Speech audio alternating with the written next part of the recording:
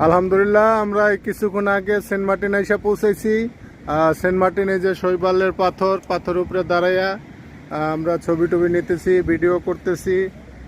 এখন তোমাদের অনুভূতি বলো, সেন্ট মার্টিনে এসে কেমন লাগতেছে? সেন্ট মার্টিন তো আমাদের একজন বন্ধ ছিল, নতুন করে খুলছে। আমরা ভোর 5টা বাজে রওনা দিছি, স্পিরিট বোর্ডে করে আমরা 6 জন আসলাম।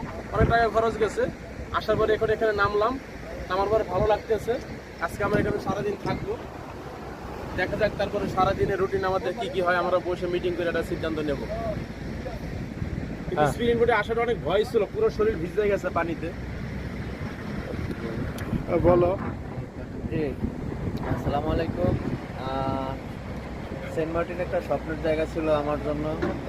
এটা আজকে আমরা আসতে সফল হয়েছি, আলহামদুলিল্লাহ। আমি বিষয়টা নিয়ে পূর্বে অনেক চিন্তিত ছিলাম, কখন যাব সেন্ট মার্টিন। আজকে আসা হলো, আলহামদুলিল্লাহ আমি খুব হ্যাপি। সায়েম বলো।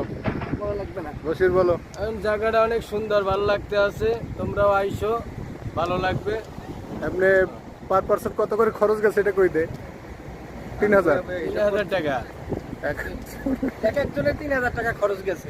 আমাদের সময়টা আজকে খুব সীমিত হবে। এখানে সীমিত হইলো, নতুন আসছি তো, অনেক স্বপ্ন ছিল জায়গাটা আসার জন্য। আসলাম, মনটা ভরে গেল, দেখা যাক কি হয়।